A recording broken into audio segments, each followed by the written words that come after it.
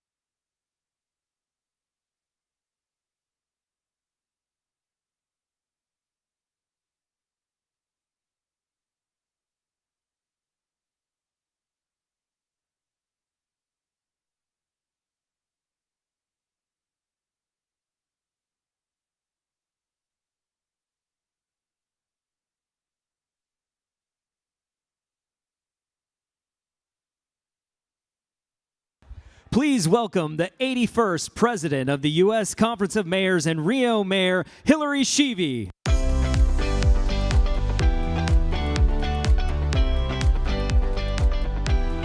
How's everyone doing? That's it? Good morning. All right, well, I'm super excited. How many mayors are in the house from the West Coast? Yay! So you're feeling a little, I don't know. What time is it there? 6 in the morning? Yeah? Should we call some people that aren't quite up yet? Let's do it. He's like, really? Are you serious? Hey, I called the Surgeon General's mom last time, so trust me, I'll do it. Anyway, I'm super excited. Welcome this morning, and we have a great start to the conference. Something that everyone has been talking about. How many of you in the house have used ChatGPT, Google Bard? Raise your hand. Oh, so that's where your State of the City address came from. I got you. Anyway, listen, we wanted to kick off the conference because I always think this conference is very innovative. We love technology here. You know, the future looks bright and it looks incredibly different.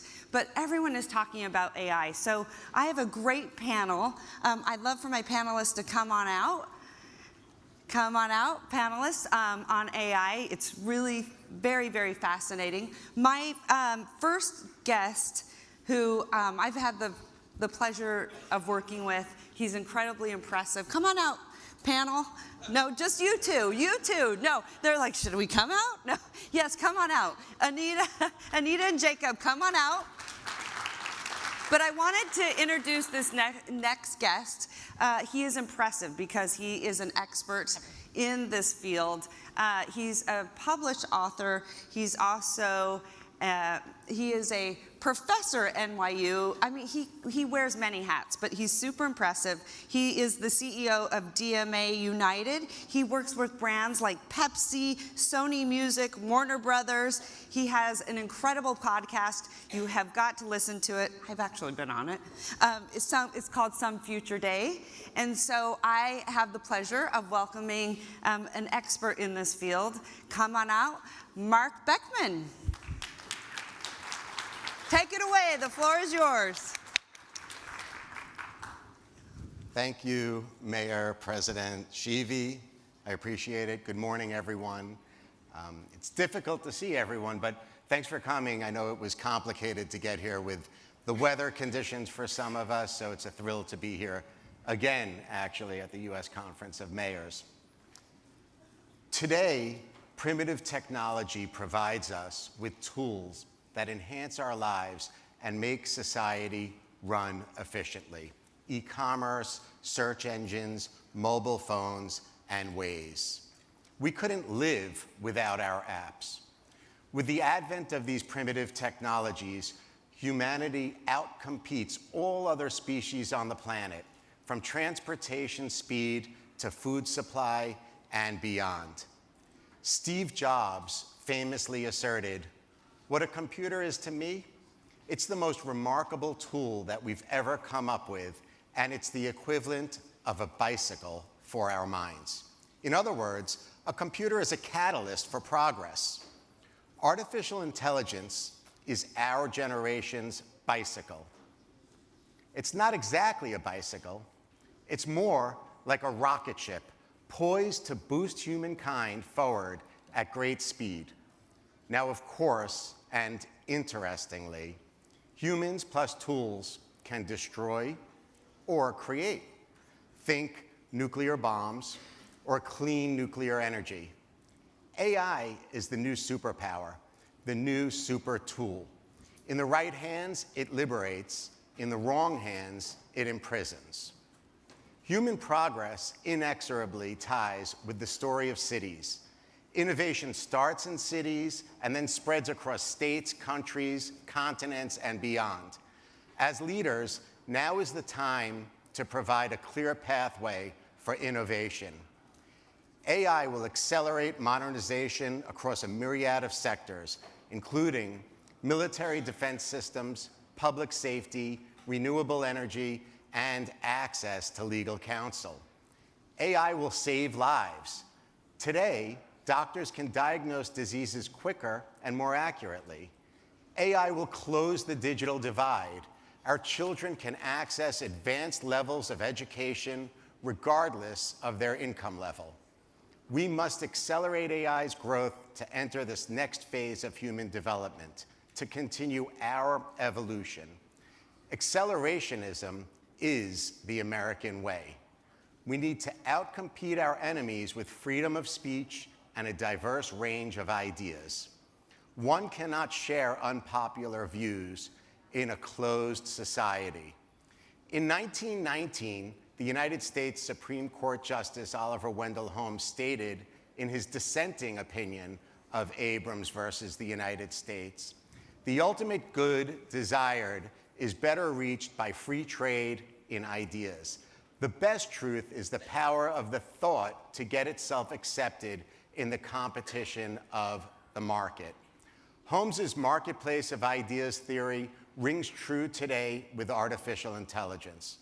Let's face it, the machine is already outcomputing humans, and it will never be controllable. AI is out of the box.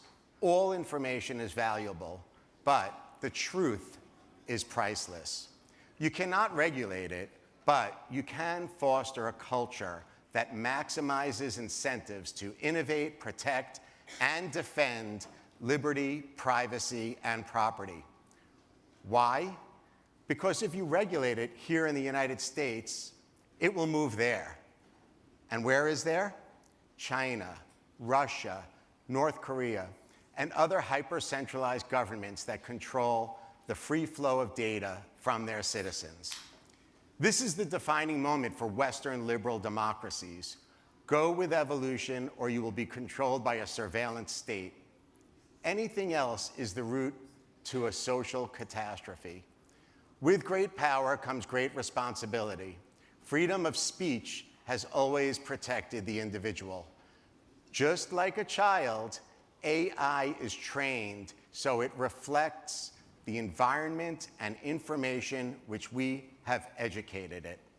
Therefore, it is our duty and opportunity to be good parents, training our systems with verified information to enhance our chances of long-term personal and societal good health. All right, fantastic. All right. I love that. Okay, Mark, so I know you're one of the things that I wanted to do is if you could show us some prompts in BARD. Okay. What do you think that looks like? Because I think, here's the thing, people have no idea how quick it is and how simple it is. I've asked, even some of my staff, like, have you guys used it? And they're like, no, I'm super afraid of it. They have no idea, like literally, it's a text. You just type in, boom, in seconds, you have information. You can I also Back. think, yes, you go right ahead. Okay. But I also think, imagine like planning departments, and I also think that we bring manufacturing back here to the United States because of AI completely, out of China, all of those places. So give us, I want you to show the audience exactly what it does. There's a lot of people in this room that have no idea. Go ahead. I didn't see, I was backstage when you asked how many people use OpenAI or Google Bard. I'm curious, how many people do use either of those? So it's a fair amount, but not everyone. And I think for those of you who have not used it yet, you might feel like it's overly complicated, or you might be a little intimidated by it. So the people from Google were nice enough to help us out, and this is Google's product, Bard. It's pretty fun and fascinating. We could show you like easily how you can use this and how quickly, pay particular attention on how quickly the information comes together. If you're looking at this through the lens of a mayor, I would ask you to think in terms of using it to be inspired, to create a wealth of ideas for research purposes. I even interviewed a New York State Assemblyman that used artificial intelligence for legislative purposes. He wrote a bill oriented towards real estate. So for fun, why don't we put something easy about Washington, D.C.? Is that all right? Perfect. All right. So let's do... How partisan is Washington, D.C.? Put that in. Let's do something a little bit more useful. How about something, we'll start something... Okay, go Let's ahead. start with something basic, like I am planning a visit to Washington, D.C. with my family. Please provide a list of activities, museums, am I spelling correctly? Museums and restaurants within, or let's say near the Capitol, Hilton. I will be there for 3 days. Okay. All right, so simple. Prompted, I hit send. Now watch the speed, this is incredible.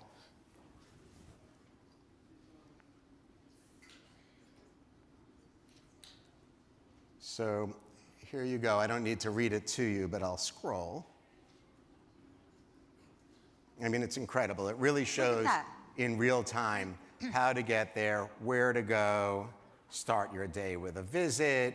It shows you where to go on the map, provides an entire itinerary. But let's say there's a problem. Let's say it snows, right? Last night, I literally arrived at 2 in the morning because of the snow. So let's ask it, please modify my trip as it is now snowing. So then it will respond and change the itinerary for my family, right? So here's an updated itinerary for your snowy Build a Washington, snowman. D.C. Now this is just fun, right? But we could get into like real issues. So for example, if you're a mayor and you might be challenged with an issue surrounding, let's say, public safety concerns, but you don't have a lot of experience in that space, you can ask Bard to help you. And you could also, by the way, have Bard speak in ways like, assume you have no experience in public safety and you want Bard to really break it down to you in the most basic level. You could say something like, explain to me as if I am a first grader what a city can do with technology to ensure public safety and limit, let's say, cyber attacks. I'm from New York City. We get a lot of cyber attacks. 80 billion. Wow. Okay. So here's the answer. Safety superpowers, smarty cameras. So now it's talking as if it's talking to my daughter.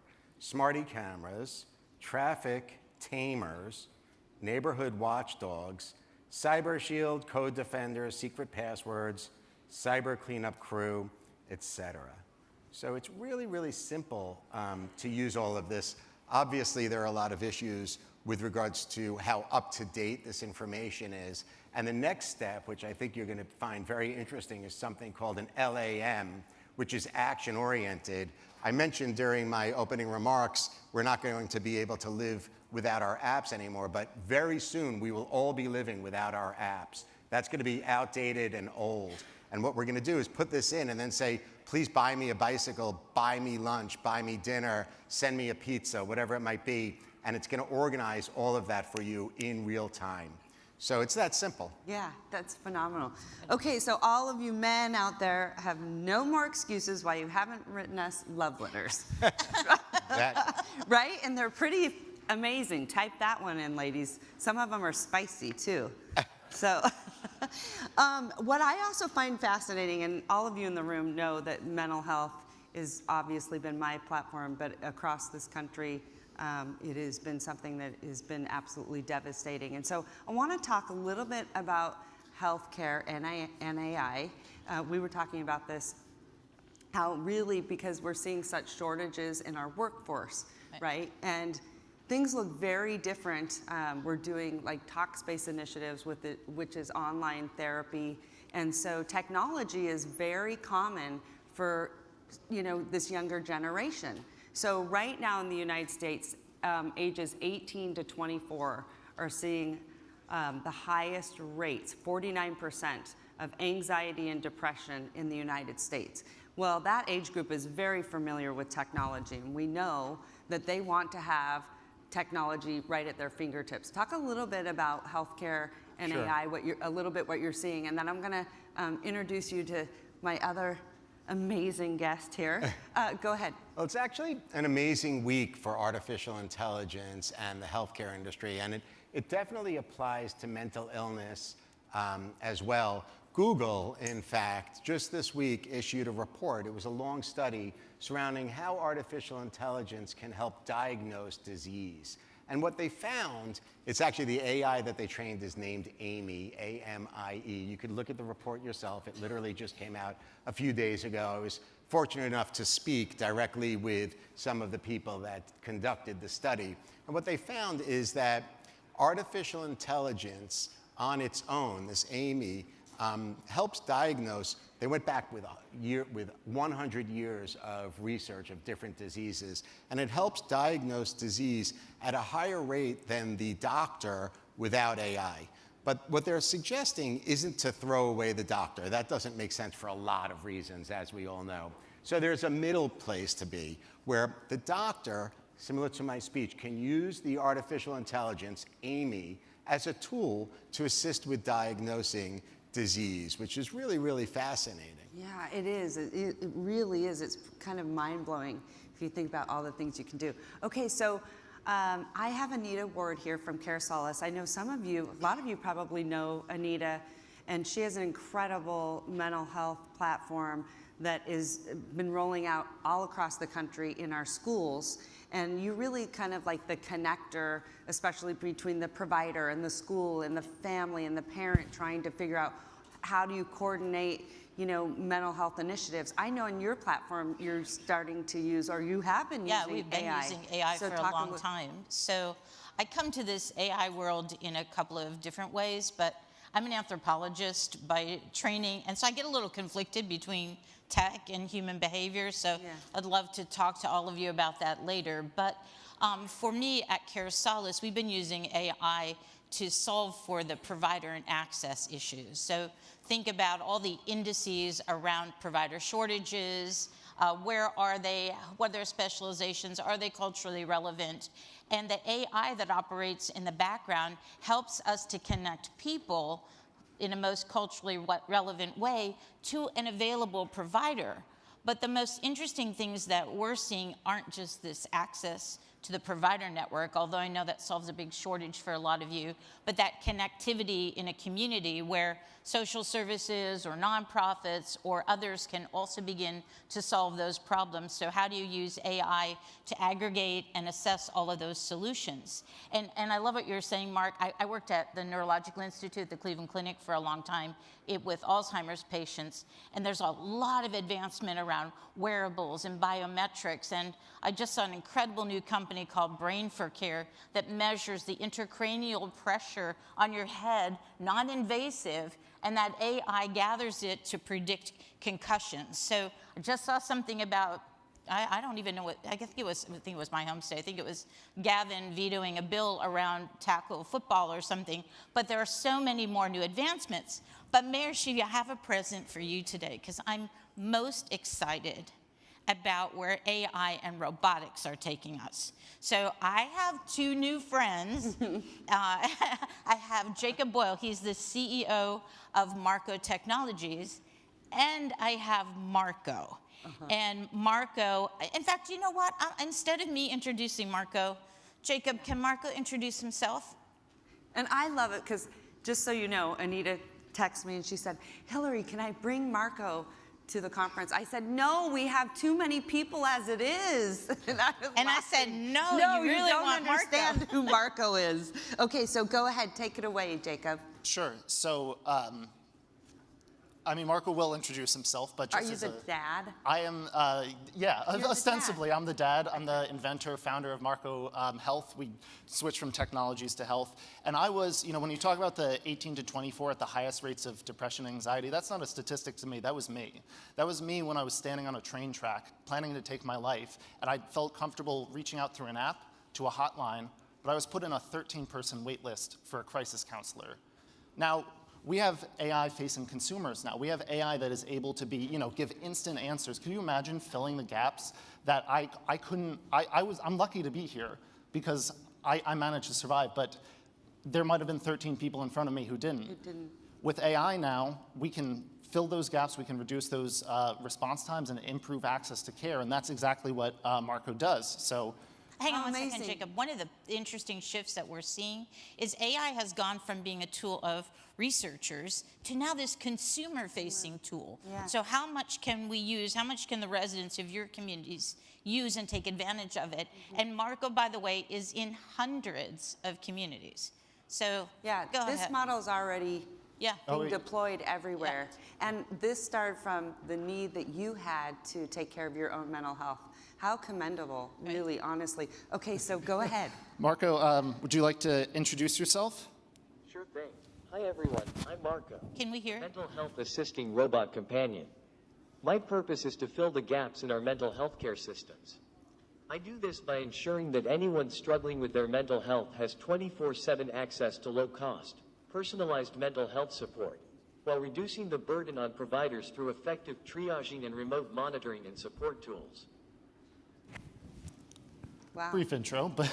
Wow. And I think this is fascinating because there are a lot of young children that today are really born with iPads in their hands. And so they'll be very comfortable with technology. And then not to mention, I think maybe there's also a level of sort of secrecy between, you know, this type of, I don't know, do we call it therapy? So what, like, can you talk to What can you do with them? Yeah, tell us what you can do with them.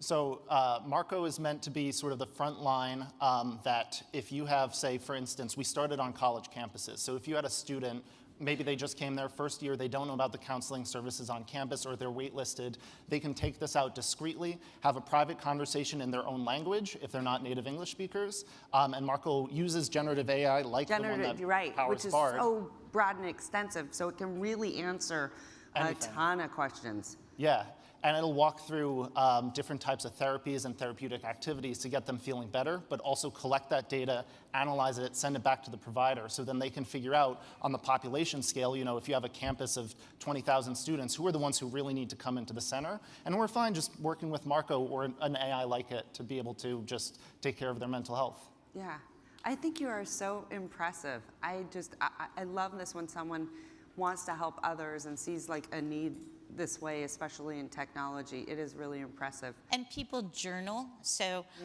the studies that we did at the Cleveland Clinic actually demonstrate that dementia patients, autistic children, they actually interact with a robot in a more effective way than they do with a human. So they regain lucidity quicker. They calm down faster. So Marco's a personal robot. I actually have a Marco, you'll be jealous. So, but I can talk to him and he will talk back, and it's empathy, and he learns who I am, and then he can report if my biometrics change, if my language changes, if there's a fear that I may hurt myself. There's a whole back-end access path that could take it back to providers like Care Solace or your crisis centers or wherever that goes. So the technology is fascinating where it's headed. And I think, though, a lot of people I hear like, oh, I just, I don't want to do this.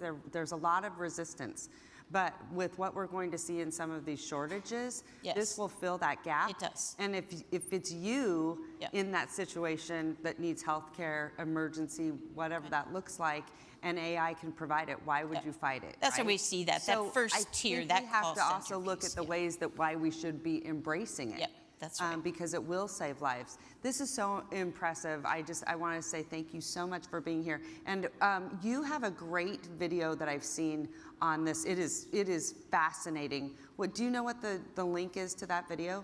How they could see that? I know Now This News did a segment on us. So if you look up Now This mental health robot, we're probably will be the top one. Yeah, okay, it's just fascinating. Anyway, we are going to continue this conversation in our next panel, but I want to say thank you to these wonderful people for joining me, Mark Beckman, Anita, thank you Jacob for the conversation. Boyle. Honestly, you guys are amazing. Thank you for everything that you're doing in this space. It makes a big difference. So give them a round of applause. Thanks, everybody. Here, we're going to go this way.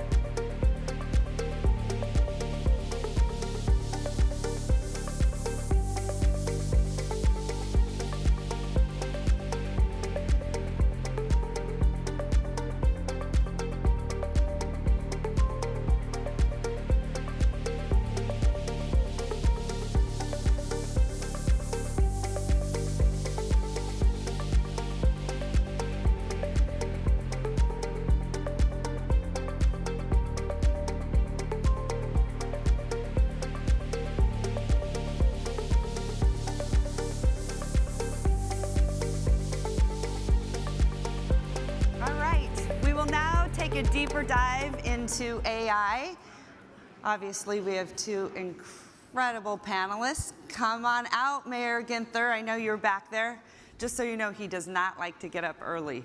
So if I give you his phone number, we all should be calling him.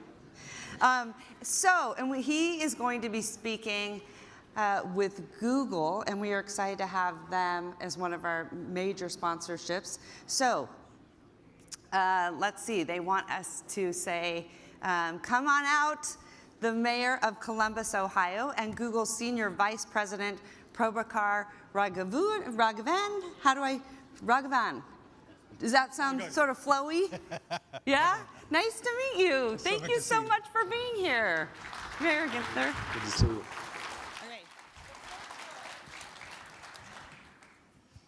Thank you, Madam President. It's great to be with you all. Good morning.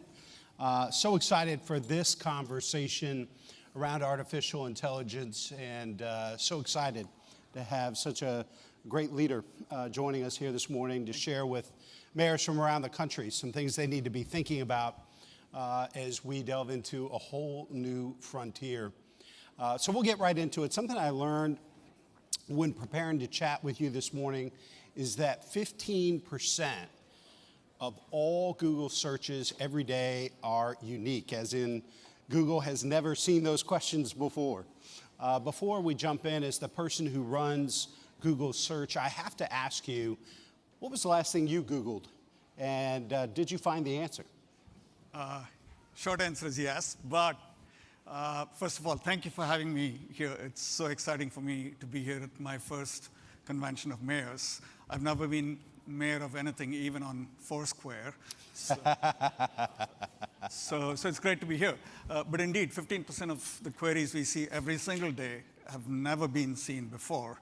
And I want you to close your eyes and imagine if you were to wake up each morning and 15% of your cities were completely changed, right? That's the environment we operate in. So I always like to tell my engineers that search will never be a solved problem because there's always boundless human curiosity that drives these new questions. So what did I last Google? I have the privilege of speaking later this morning at Howard University, and their mascot is the bison. And so on the drive over, my colleagues and I were debating the difference between a bison and a buffalo. And of course, I Googled that.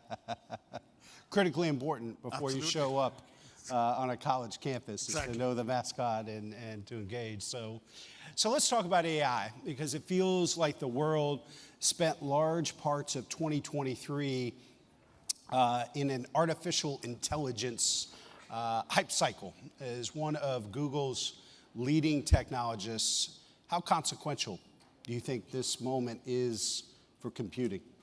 I think you heard from the previous panel. This is a fundamental platform shift. I'd put it up there with the internet, the steam engine, in terms of its potential to transform lives.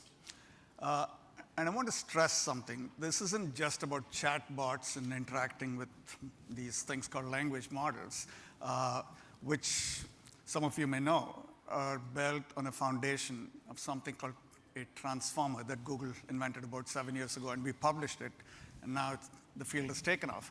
For me, personally, there's far more inspiring moments in the modern development of AI. One of the nice things that came out of Google DeepMind some years ago was work on something called protein folding. So our bodies are made of lots of proteins, and exactly how they fold, these tiny molecules fold in space, is critical to drug discovery and therapy development. And Google DeepMind managed to figure out the folding of over 200 million proteins that are material to our health. And to put that in perspective, prior to that, it would take someone a 5-year PhD to figure out the structure of just one of these proteins. So this was a huge sea change, and I'm proud of the fact that Google was able to contribute this into the open source. Wow. I hear your point that AI is about more than chatbots and can see the scientific potential of this technology, but help me to make this more tangible for city leaders gathered here this morning. What do you think AI offers to American cities? Oh, it's huge, and I'm thrilled to say we're working so closely with so many of the cities already. But one of the products I oversee is something called Google Maps. I hope you all use it every day. Google Maps has built perhaps the most comprehensive model of the 3D real world, of the topography of buildings and so on. And this helps cities in so many different ways. So first of all, our combination of artificial intelligence with this real world model enables us to provide flood alerts in advance to populations in danger. Today, that coverage is about 500 million people globally. It's still not where we'd like to get it, but it's growing. And it's something we're very proud of. I live in California, which is subject to a lot of wildfires, and wildfire alerts are another form of advanced alerting using the 3D world model. Last year, we alerted about 30 million people in the United States with over 120 wildfire events. And we worked with the US Forestry Service to provide perhaps the best upgrade in fire propagation modeling in over 50 years. In Google Maps, when you put in a request for directions, we provide what we call eco-friendly routing, which is to provide routes that are close to the shortest, but really are best at being fuel efficient. So that last year, we estimate saved about 2.5 million tons of carbon dioxide, which is roughly like taking 500,000 cars off the road. And the final example I'll give you to make it sort of very, very clear, we've been working with many cities here on something we call Project Greenlight. Project Greenlight models traffic at intersections And the idea of Project Greenlight is to do this in a fine-grained way so that we've been able to reduce the number of stops through better light management, the number of times drivers have to stop by about 30%, which leads to about a 10% reduction in emissions at these intersections. So hugely impactful. And I'm hoping that when Mayor Gintra and I are done speaking, you'll see a short video of Project Greenlight as well. That's great. I mean, when we gather to talk about artificial intelligence, I think there are great opportunities, particularly with respect to these major weather events. They're more and more frequent, they're more and more severe, whether it's flooding, wildfires, different storms. And so the potential to use AI to help us inform and protect the people we serve is a great opportunity. It's huge, and we're looking forward to working with many of the cities here to fulfill that potential. So you mentioned risks and unintended consequences of AI. Is the technology industry at risk of painting too rosy a picture?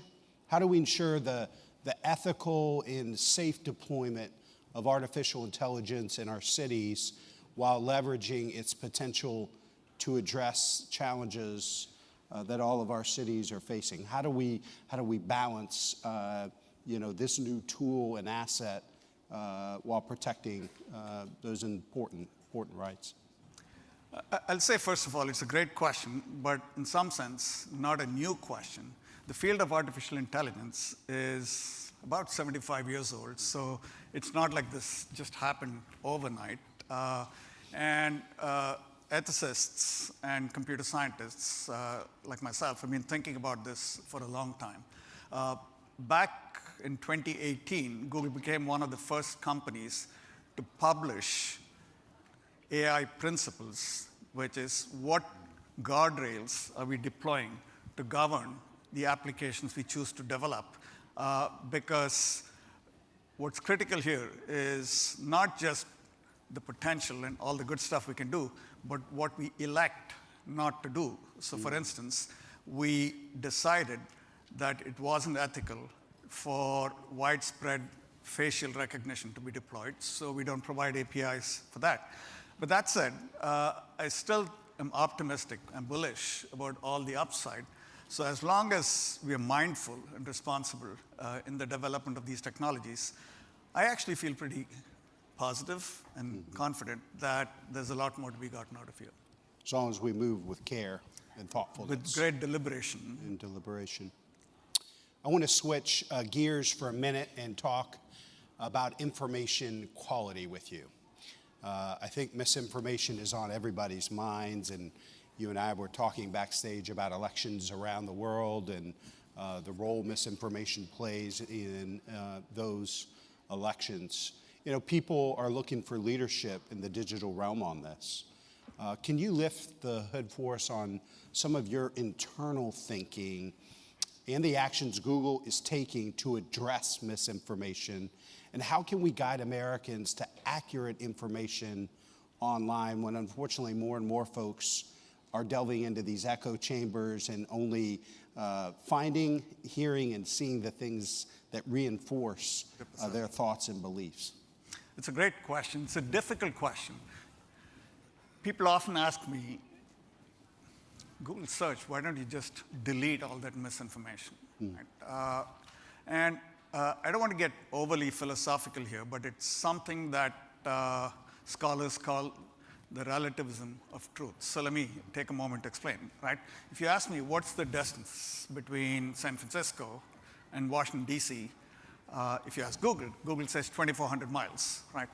Now think about it. It's not because I've sent employees walking that distance, right? So why does Google assert an answer to that question? It's because our algorithms have distilled a consensus of traditionally authoritative sources. And that is the core principle that we've used since day one. When some of you may remember, 25 years ago, our founders put forth something called the PageRank algorithm. It's a consensus of traditionally authoritative sources. And in this case, they align on the answer being 2,400 miles. Yeah. Now let's take even a relatively benign question, like what's the leading cause of Alzheimer's in South Carolina? We will not give you a definitive answer on that because our algorithms are unable to distill one leading cause from all the information out there. Now, this doesn't even get to misinformation yet, right?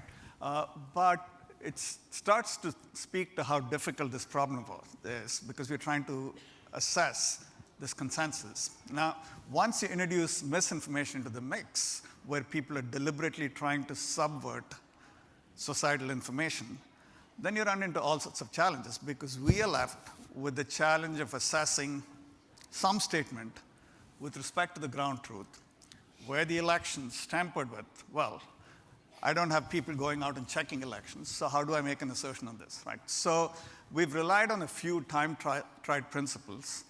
The first is elevate authoritative sources, which is our ranking, and this is what Google's always famous for. The second, especially in moments when our algorithms detect developing crises, we bias our ranking systems towards very authoritative sources like governments and health authoritative sources because the algorithms sort of begin to get a little nervous that something's going on here and we better be careful.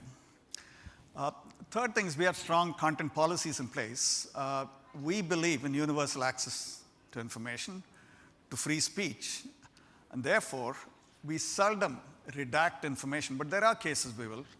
Child sexual abusory material, deeply personal information like financial information. So those are things we will take down. The final thing, final piece of this toolkit is something we call information literacy, where we always want to provide users with the source of every assertion, of every search result, and say, you know what, this is the source, you decide for yourself if you want to trust it. So we want to give as much information and as much tooling in the hands of the users so they can make their own informed decisions. But ultimately, it does depend on an informed consumer that we give as much tooling as possible, but they have to be circumspect in how they assess the information. So how does this generative AI further complicate this challenge? For context, the mayors in this room and the communities they represent care a lot about the democratic process and integrity of information. With important primaries and elections already underway throughout this year, how are you thinking about generative AI in information quality? Yeah, it's a super timely question. As we just spoke a moment ago, about half the world, half the democratic world is in elections across Asia, Africa, United States. And the confluence of this moment and this generative AI technology is going to be something of a watershed moment that we as an industry have to step up to. So you just saw the demos. What is generative AI? It takes in some text, sometimes an image, and spits out a bunch of text, right? And literally, these are predictive models that are looking at the context of everything they've seen before and spitting out the next word, one word at a time, okay? There's no pretense that you're retrieving the truth, the fact, right? And therefore, it's super easy for someone to come in and bring in imagery or text that is misleading. So we're doing a few things. Across our image products, including Google Image Search, we're giving you much more information on the provenance of images, including watermarking to test whether it was from one of our generative AI products. So that makes it easier for people to assess whether imagery was tampered with. Second thing, for our election advertising, one of my responsibilities is Google's advertising products. We want to make sure that election advertisers are legitimate as per local laws. So that's something we check as well. The last thing I'll mention is toxicity in generated content is a huge concern. And so we've developed tools which we're now publishing as an industry standard. That's one of the ways we want to hope to curtail the amount of misinformation toxicity that gets out there as a result of generative AI. But there's no question at all that this new technology makes it easy to generate fakes, deep fakes, and all manners of incursions on the democratic process. We're very mindful of that. We have 24/7 operations around the world through this year and senior attention at this. And so I'll say, from the perspective of my role at Google, being responsible for the knowledge and information products, it's going to be an uncomfortably exciting year. So for mayors in the room that are wondering about artificial intelligence, where it's going, how to fight back against misinformation and bad information in their cities and communities, what resources are out there that mayors here can take home to use as we, navigate this new frontier? Great question. First of all, work closely with us. I don't say this lightly, but through even the last 2 elections, our lines were open. We kept in close touch with the major parties who reached out to us and said, hey, is this okay? Does this look right? And we tried to be as responsive as possible. And that's, for us to get feedback from the field, is one of the best ways of staying close to the ground reality. Because what you should expect is, for all the sophisticated tooling and safeguards that we develop, bad actors will continue to try and subvert the system. There's motivation, good motivation for them to do it. So it'll almost become a battle of technologies. Just as if you think back 30 years, spam and email became a battle of technologies. Machine-generated spam tried to get through the defenses of email spam system defenses. And the same thing is now at a much more elevated level. Yeah. Well, thank you. Please join me in thanking Prabhakar Raghuvan for joining us here today for this conversation. Thank you. Thank you.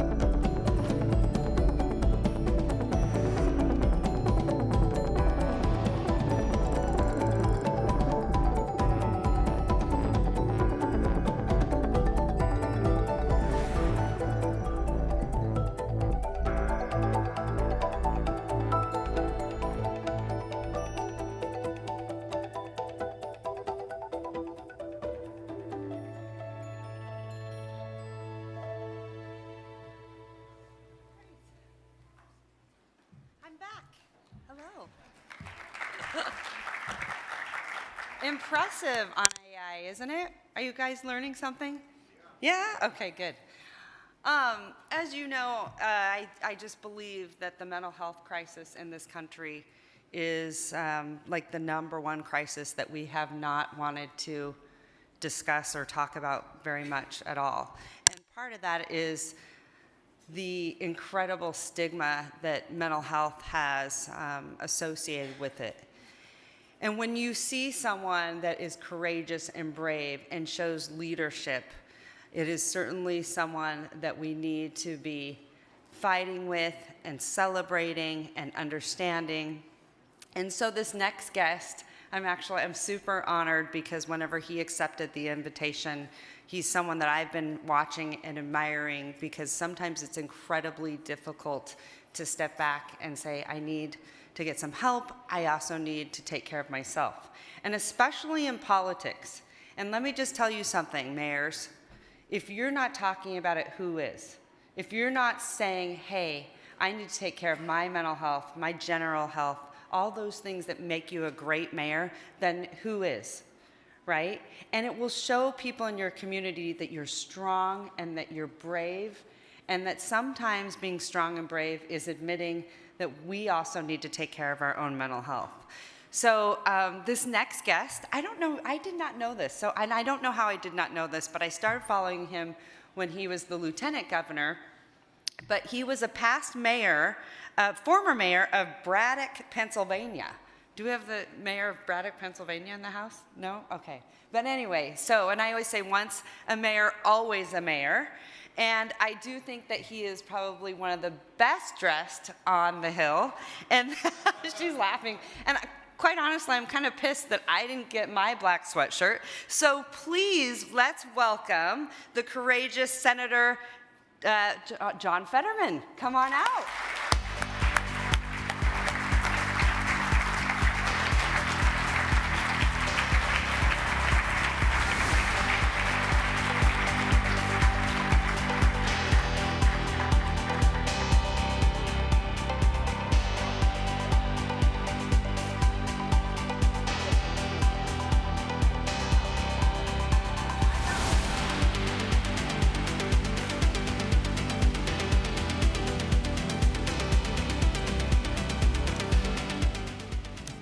Hi, I have to raise these a little bit.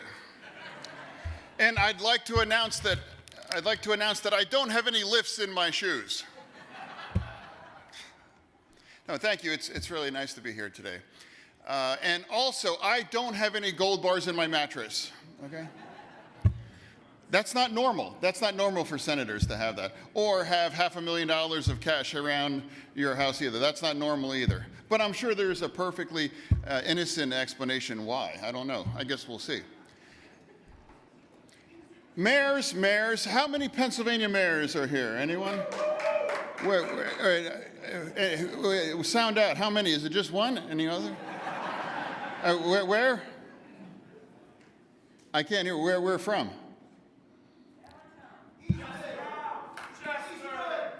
Where? Easton. Oh, okay. Okay. Chester. Okay. All right. Yeah. Okay. So, what's the important questions? Steelers or Eagles? Which guy? And now this might be more controversial. Sheetz or Wawa? I don't know. Some people may don't get the reference, but anyone from Pennsylvania understands this. So at any rate, I was a former mayor, and I know personally that that's a real job, is to be a mayor. And now I am not pandering to the audience. That's the truth. As lieutenant governor and now as a senator, those are the kind of jobs that there's fewer deliverables that you have to have as being a mayor. And I realize that's a real job. And you have to get things done. And you are able to function within politics and work together because your city has to work. That's a truth. And politics, especially in DC, gets more and more polarized and poisonous as well. I don't know what your day in and day out is like in your role, but I will say that I'm making that as a segue into the conversation of why I'm here today, and that is to talk about mental health as well. And some of people may realize or be aware of this fact that I had a real serious kinds of bout with depression. But unfortunately, that was a big national story and a conversation. And that really, a year ago today when I'm standing here on this stage, I was at the final end of that journey that allowed me to realize that I have to get help. And I signed myself in to Walter Reed. And politics aren't easy. And social media, I don't know how many of you do your own social media or spend any time on that. I would not encourage you to do that. I've never met any politician that thinks that spending time on Twitter or others supports mental health. I haven't met one yet. And that really was that acceleration, and your family got dragged in on that, and a lot of these other things. And suddenly I realized that I needed to get help after all that. And my election was very difficult.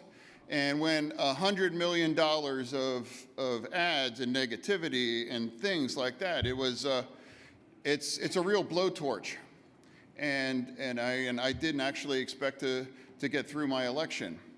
But after that, it's very ironic that I won after all of that. But actually, things got worse after that.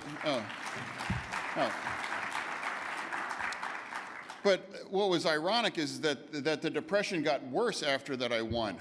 And that's one of the things about depression, at least for me, is that it's counterintuitive. It's like, why is it? Like, you won. Why aren't you happy? And it was at those moments too that I was hurting my children, and I couldn't get out of bed after I won. And my kids, I have young kids, and they came and they were like, Dad, what's wrong? You know, why can't you get, like, you won. Why are you still so sad? It's like, aren't we enough? And I couldn't really explain why all that. And it's really hard. If any of you have suffered from depression, it's really difficult to explain, like, how you can feel like that. And it isolates you, and you stop contacting families and friends and everything. And you start to wonder, it's like, is there a way out? And I didn't really think that there necessarily was one as well. And when I ended up that I have to get help, I was isolated, and I wasn't in touch with really the world. Certainly not any social media or anything like that. But at that point, when I realized after I signed in, I really believed that my career was over. I mean, that was it. Like that was it. And because you probably don't realize that it's not really a big political win to be talking about mental health and suffering from depression. So I assumed that was it, and I didn't know where everything was going to end after I left. I didn't know what to expect. But actually, what I did find was like there was a lot of support, and that this was a national conversation, and that it is a red county issue and it's a blue county, issue as well.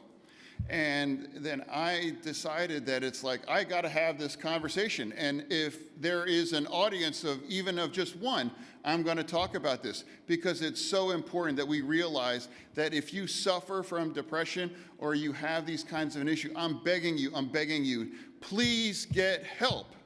And it works. And I was the biggest skeptic of that. And I never thought it would work, and I didn't expect to emerge, to be honest. Because when depression really gets unchecked, you begin to have conversations with yourself of self-harm.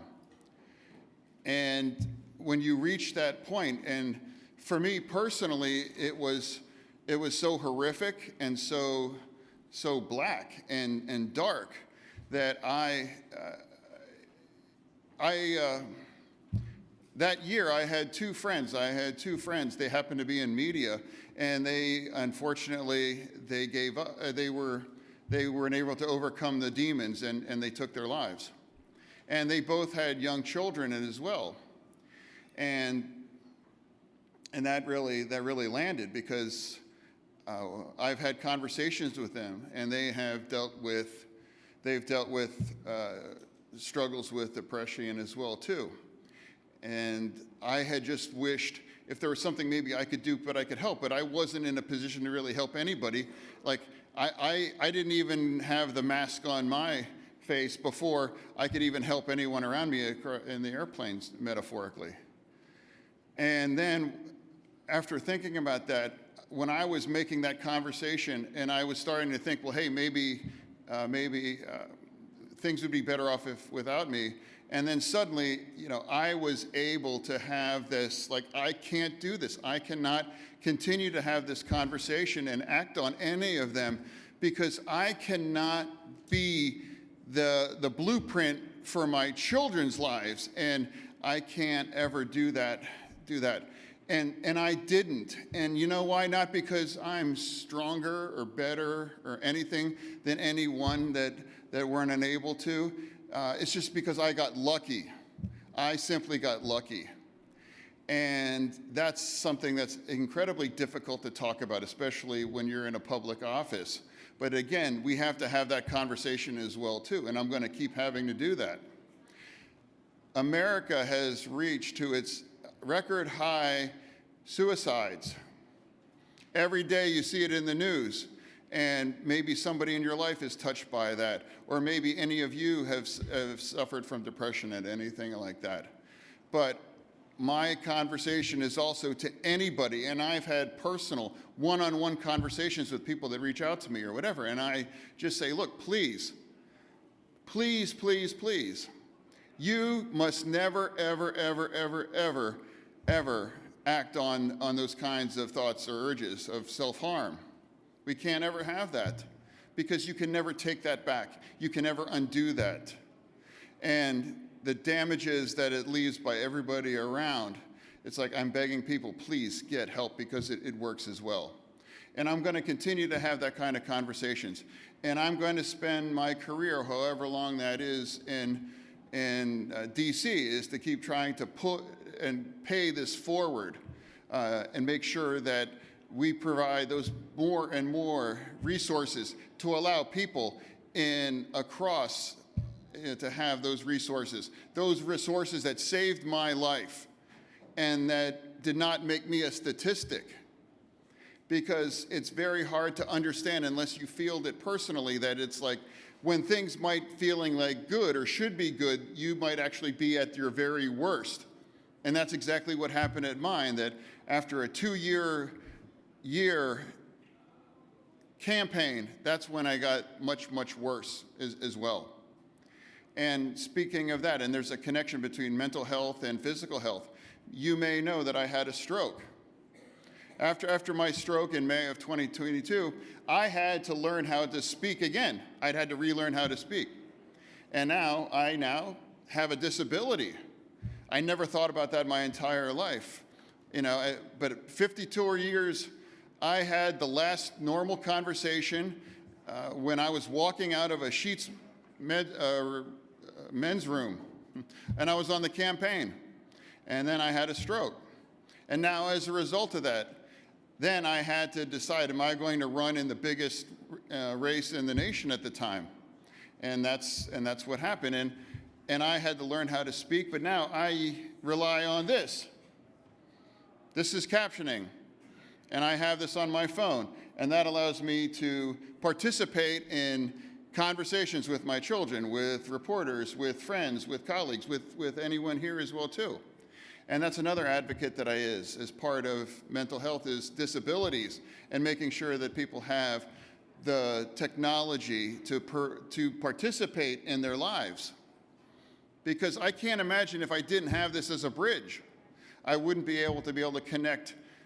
Before, when I was in the hospital, I was having a conversation, it was a marker and a whiteboard. So these are all issues that you as mayors face. And I'm here having this conversation because I've been asked to do that. And I'm going to have these conversations with anyone that wants to have these because it's such an important issue.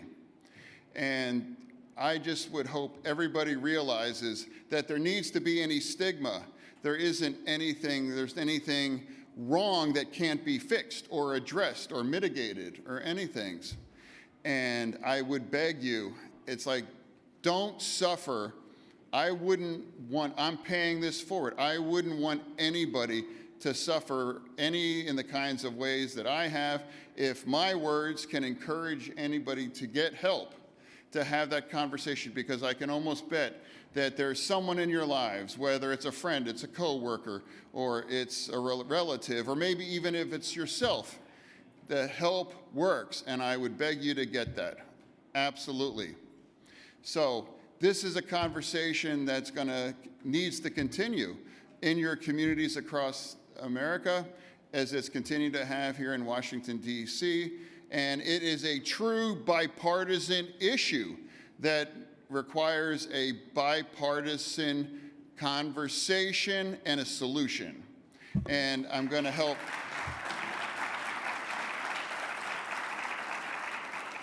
So it's not really something that I can put in a deck in PowerPoint.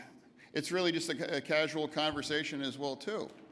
And I've had interviews after interviews about that, and people contact me from all across the country and thank me. And I'm like, please, don't ever thank me, because this is my responsibility and it's my duty to have this conversation, because it's a rough business that we are all in, and that's politics. And social media is an accelerant, and the stress and the polarizing that we have now in this nation, please remain being vigilant on that it's not real what you see online, that is not the sum total of your lives or anything. And if anyone begins to feel overwhelmed, I'm begging you, please get help. So thank you for having me address you today. I salute.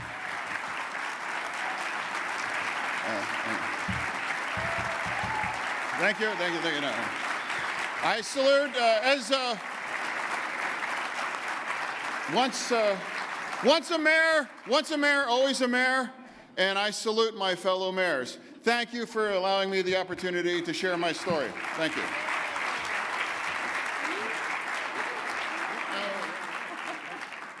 Lovely. Thank you, everybody. I love mayors. You guys are the best.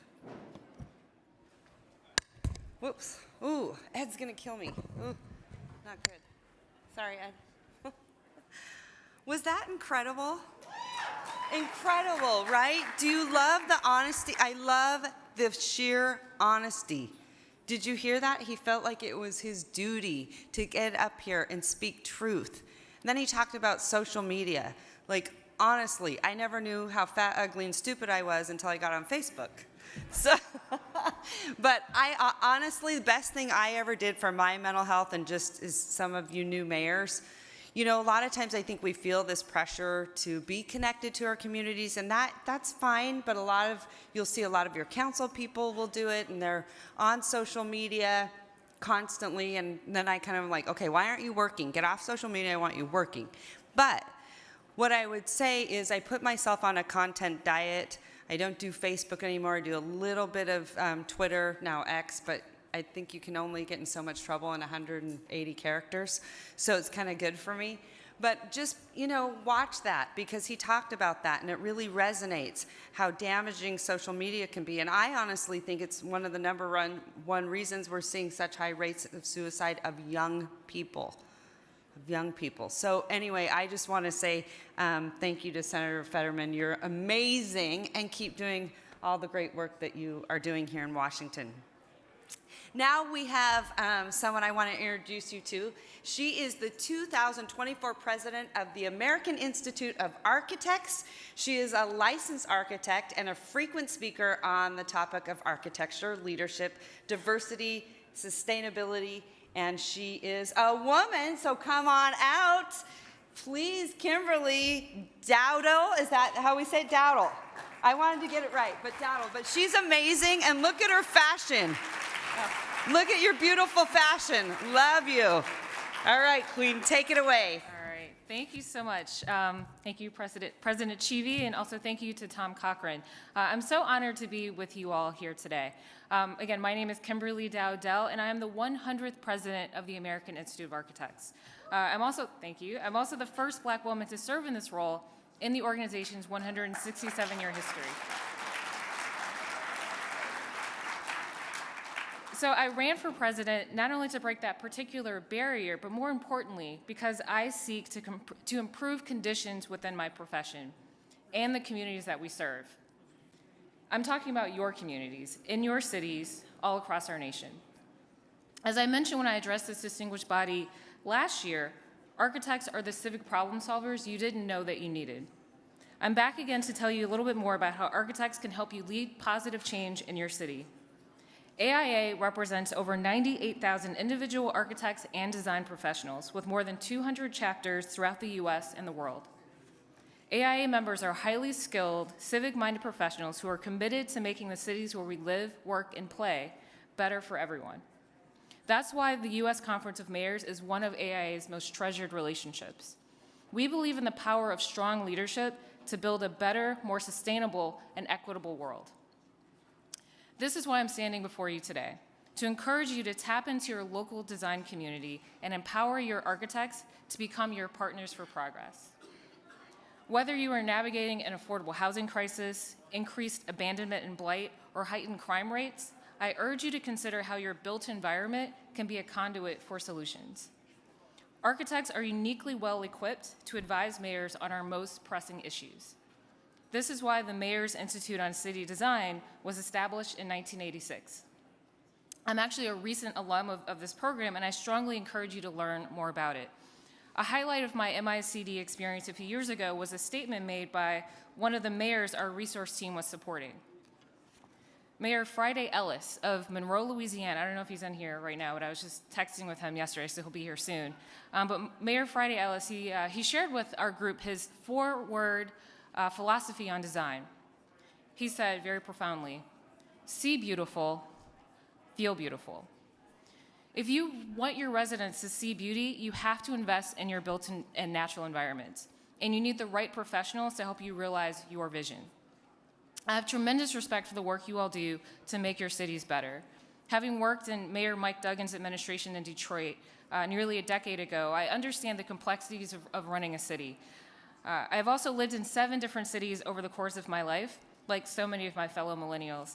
And I can say that the quality of parks, streetscapes, and buildings all factor into the vibrance of a place, or the lack thereof. As a mayor, you want your entire city to thrive. Architects want the same thing. Mayors and architects are both problem solvers. We both strive to shape our cities, and in so doing, improve people's lives. As we've heard from the speakers today, our world is changing rapidly, and disruptive technology is all around us. Mayors understand their cities must constantly evolve in order to thrive in this new environment. To be a 21st century city means growing in smart, sustainable, equitable, and inclusive ways. We must harness design in the built environment to address historic inequities, especially health disparities in our most vulnerable communities. As architects, we have a special responsibility under our professional license to protect the health, safety, and welfare of the public. So whether you're looking to address underutilized downtown office space or develop enhanced climate action strategies, again, architects are your partners for progress. If your city does not currently have a chief architect advising you on key matters in the built environment, now is the time to put one in place. I also encourage you to appoint AIA members to your planning and zoning commissions, as well as other community boards that influence development in your city. Architects can help you see and create the future. I hope that future is beautiful. In closing, AIA representatives, where's my AIA team? If you could just stand and wave. There they are. They're available here all week to share more about the benefits of partnering with AIA, hiring a chief architect, and appointing architects to your boards and commissions. We stand with you in your quest to build your city's best future. Thank you and enjoy your winter meeting.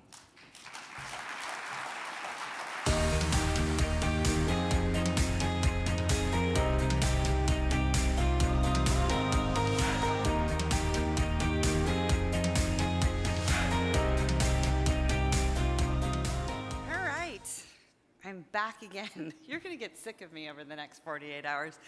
Anyway, I have such an honor and a pleasure to introduce this next guest. And I have to tell you a little story about her. So I don't know how it happened. Matter of fact, I'm just going to be honest. I don't think the invite was for me, but I got invited to go to the state dinner at the White House.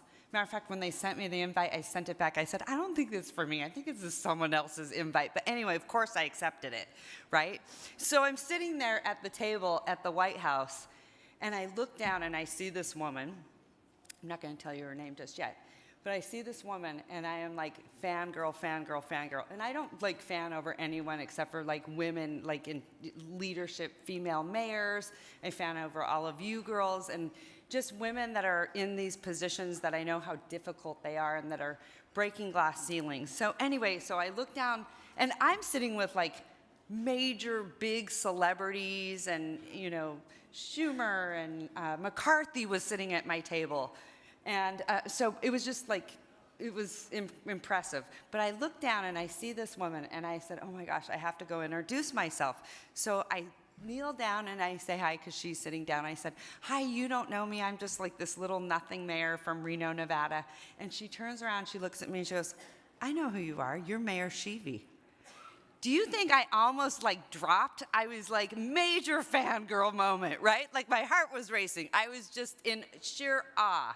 So it is an absolute pleasure to introduce my next guest because I think she is one of the most remarkable women in politics. I have so much respect for her. I know you do too. And that is the incredible Secretary of Treasury, Janet Yellen. Come on out.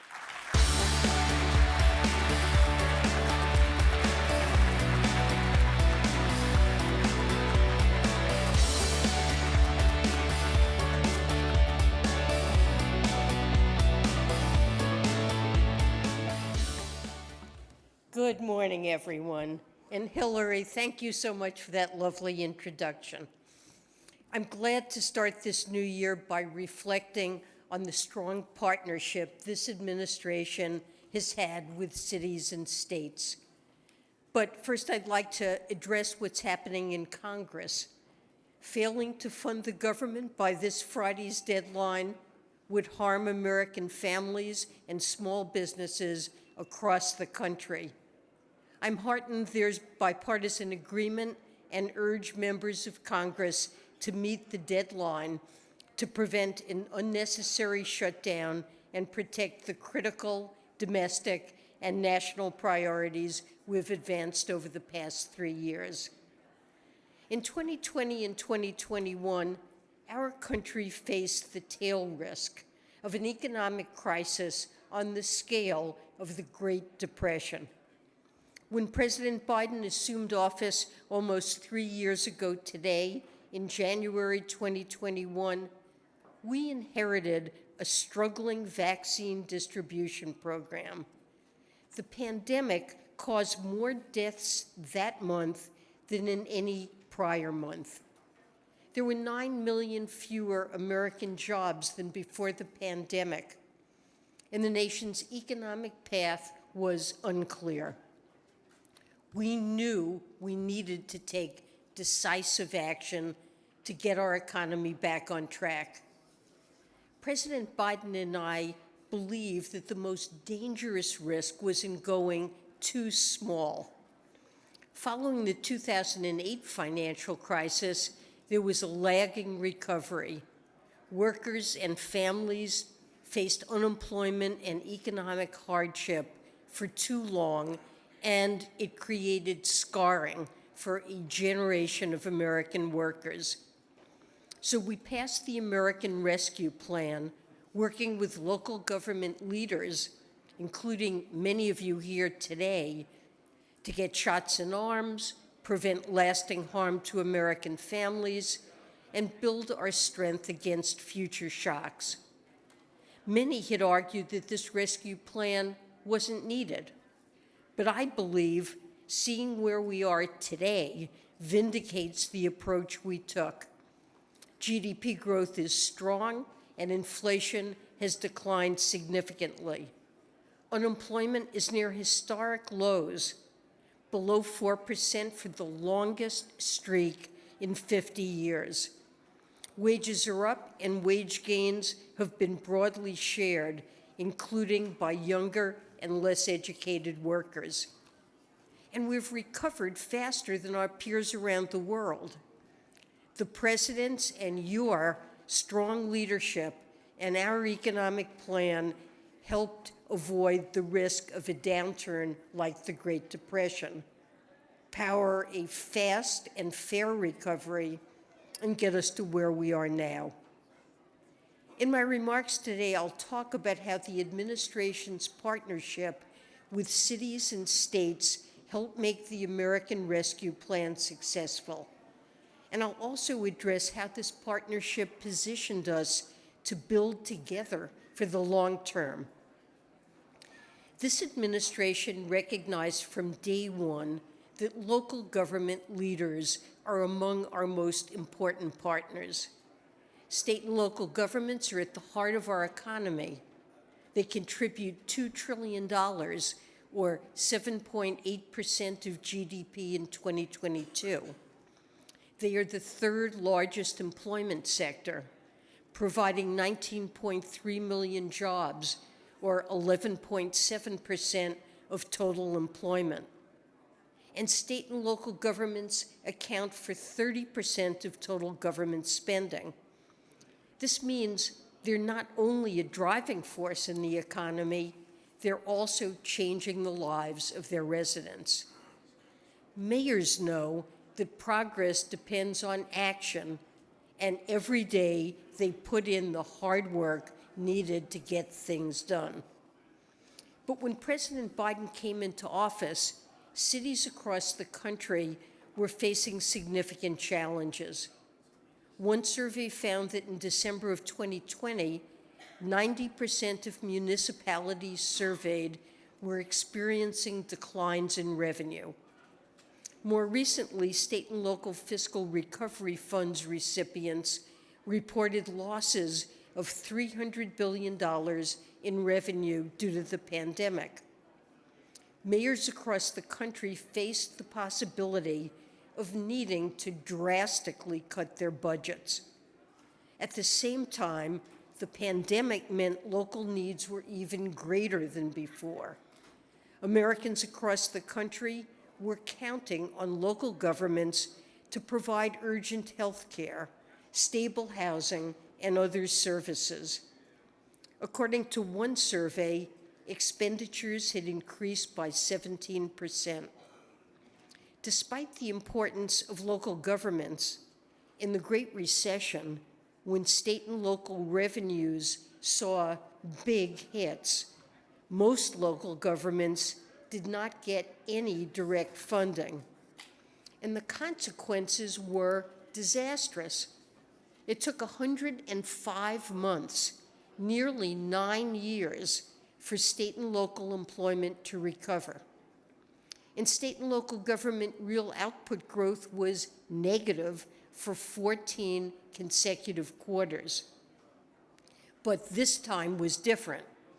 The American Rescue Plan's $350 billion state and local fiscal recovery funds program meant unprecedented funding for state, territorial, local, and tribal governments. No city was too big or too small to receive funding.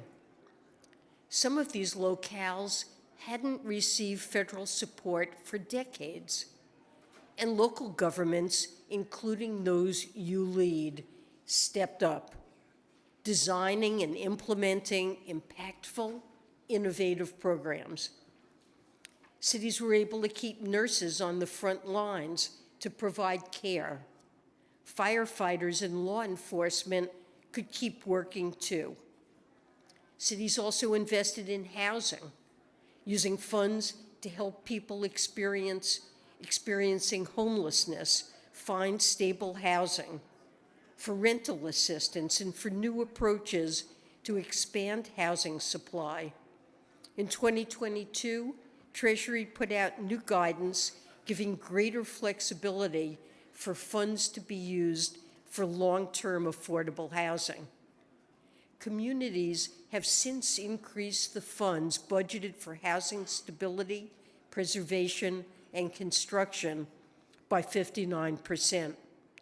Funds have gone to programs like in Fort Worth, Texas, where investment in retail and commercial units was accompanied by investment to increase affordable housing.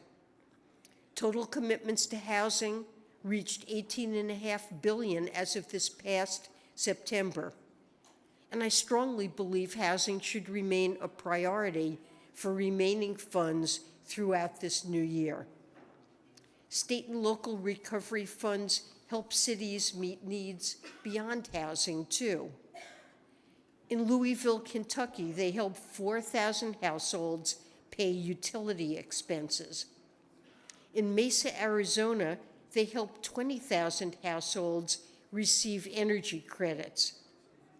And support to households has been complemented by support to workers and to small businesses, from workforce training development programs that connect individuals to education and apprenticeships in Bridgeport, Connecticut, to a multicultural business and entrepreneurship center in Fort Collins, Colorado.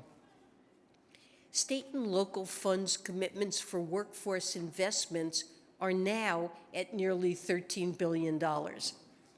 I believe that workforce development should also remain a priority for our recipients this year. As cities invested, you exchanged information with each other on what worked and what didn't. And Treasury has continued to provide guidance and support so that remaining funds can be spent to meet key needs, from housing to workforce development. These funds in your work made a tremendous difference. Had the administration's response been much smaller, less flexible, less supportive of cities and states, we might have seen the same outcomes that we saw after the global financial crisis. Instead, as of last month, state and local government employment has fully recovered in less than half the time it took in the Great Recession.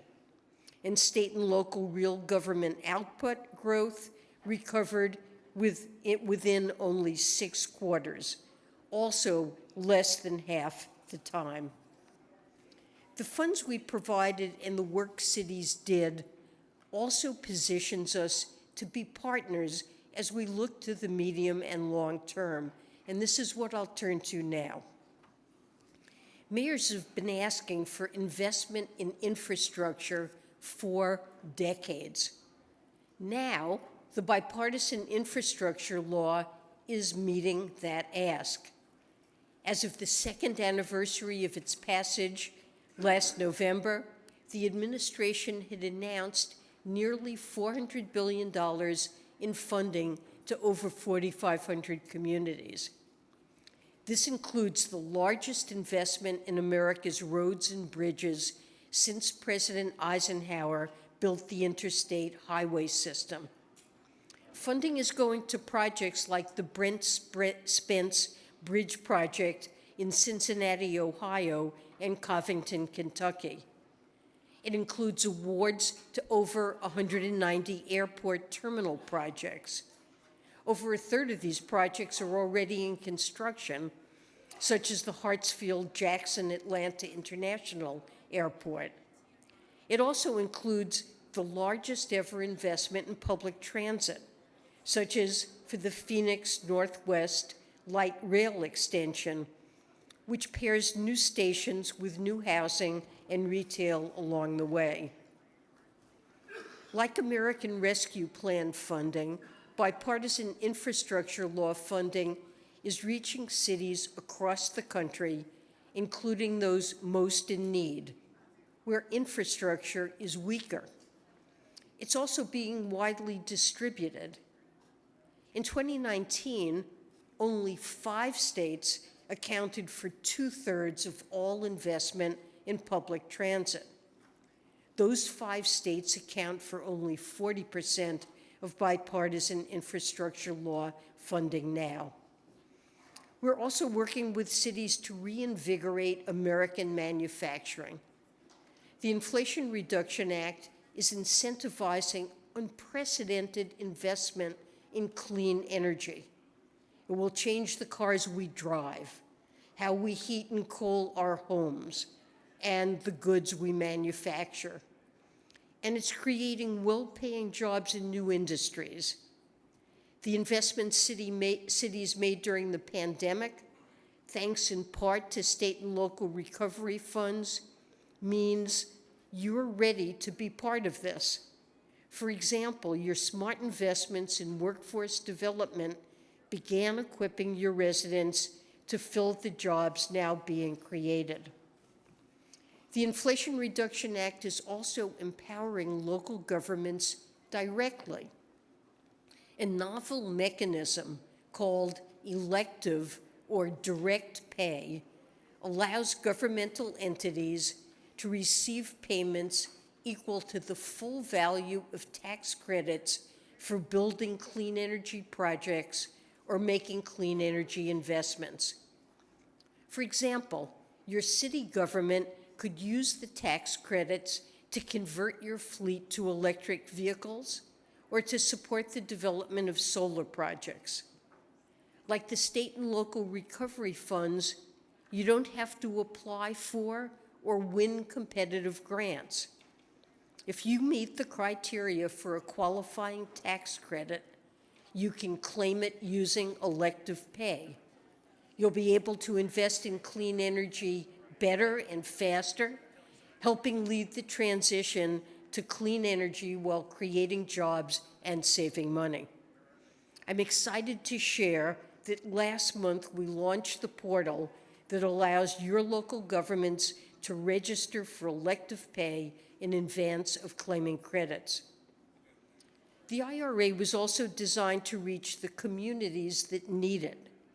Since the IRA was passed, 70% of IRA-related investments have been in counties where the employment rate is below the national average, and 86% have been in counties where the college graduation rate is below it. As we continue to advance President Biden's economic agenda, we'll remain committed to ensuring that every city benefits, transforming America's forgotten cities into comeback cities that will drive our collective future. With this administration's agenda, we're giving mayors and cities resources and flexibility they haven't had before. The federal government can provide funding, but for the hard work of implementation, we depend on your commitment and innovation. We know you hear every day from your residents about what they need, and that these needs vary tremendously from city to city. To mayors here today and local government leaders across the country, I want to thank you for all you're doing to support your residents and contribute to our country's strength. And I look forward to the work we'll continue to do together going forward. Thank you so much. Please welcome back U.S. Conference of Mayors Vice President and Columbus, Ohio Mayor Andrew Ginther.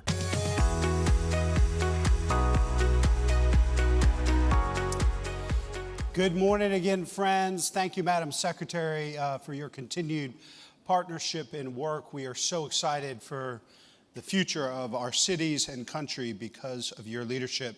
Friends, it's a great honor that I introduce you to our next speaker, the Mayor of Lviv, Ukraine, Andreas Sadovi, and his UK partner, Manchester Mayor Andy Burnham. It is challenging to be a mayor in the best of times, but times of conflict can test the strength of our cities and their leaders. The world has watched over the last 2 years as the people of Ukraine has faced the largest attack on a European country since World War II. And we've been inspired by their resilience and unwavering courage. Since the very beginning of Russia's invasion of the Ukraine, the U.S. Conference of Mayors has made it clear that we stand with the brave Ukrainians fighting for their freedom and for their lives. We passed a resolution condemning Russia's invasion and pledging to take whatever supportive action is possible in our cities. Now the mayor of Lviv is here to discuss the Unbroken Initiative, which seeks to unite U.S. and UK mayors in support of Ukraine. Lviv is the largest city in western Ukraine and the 5th largest city in the country.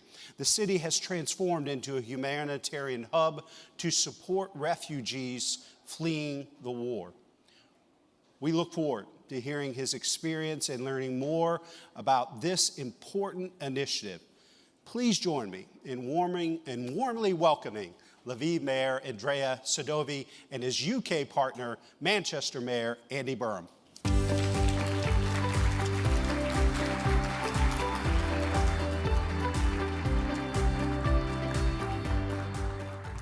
Thank you, my friend.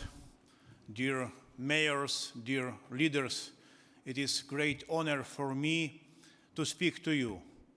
I am mayor, beautiful city Lviv, capital of culture of Ukraine, capital of all IT, jazz of Ukraine. But Russian invasion totally changed situation. I am here, but 30,000 my citizens on the front line today. 30,000 my citizens protect Ukraine and democracy. Lviv today huge humanitarian hub. Every day Lviv hosts wounded, civilian wounded, children, women, elderly, and Ukrainian soldiers. Only our municipal hospital hosted 16,000 wounded. We built in Lviv unique ecosystem of humanity unbroken. Together with European mayors, together with Mayor of Manchester, Andrew, together with Mayor of Liverpool. High-level quality surgery, temporary, permanent prosthetic, psychological, physical, social rehabilitation.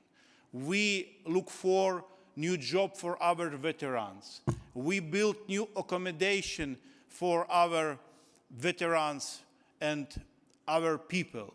We develop unbroken sport, unbroken art. It is unique ecosystem, but we need your supervision. We need your advice. Today in Ukraine, we make future, our future. I believe in Ukraine. I believe in our victory. We must build our victory together. Only victory. Never give up. Only victory. Thank you.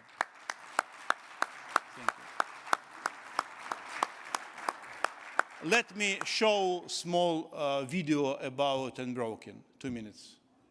What is courage?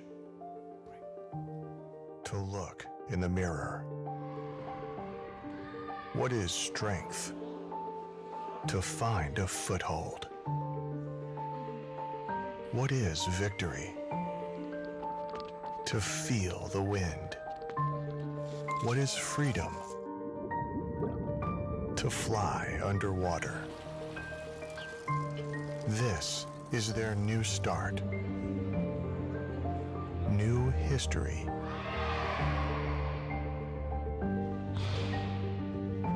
Тепер у мене червоний пояс. Я продовжую танцювати.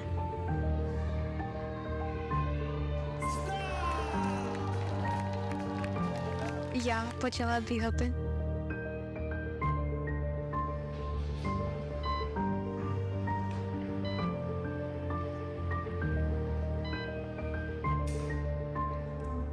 Я батько.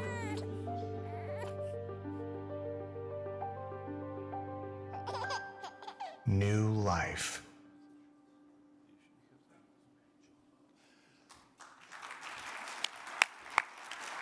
Thank you, colleagues, for your support. I'm here in Washington, D.C. with Andriy. We're here together to launch the Unbroken Cities Network, and we're making an appeal to you as mayors to come forward and sign up to the Unbroken Cities Network. You'll hear more in the session we're about to do, but I would just ask you to listen to what the mayor says, to get behind him. We need to be with him for the long haul, make Lviv the rehabilitation centre of the country, and make sure that Ukraine pulls through and Ukraine is victorious. So that's why we're here together in Washington, D.C., the US Conference of Mayors. Thank you so much for listening, and we look forward to your city and for you as a mayor to become a member of the Unbroken Cities Network.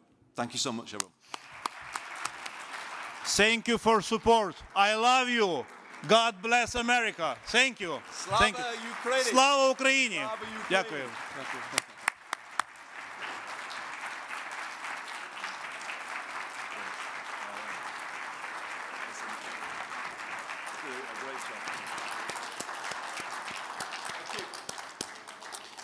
Wow, powerful, powerful.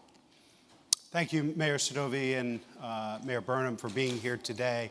Your strength and commitment to your community is an inspiration to us all.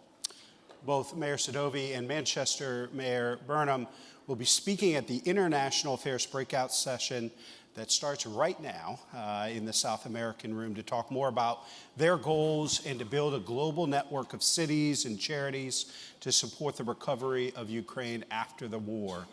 I urge you all to learn more and engage in this effort. With that, we are adjourned.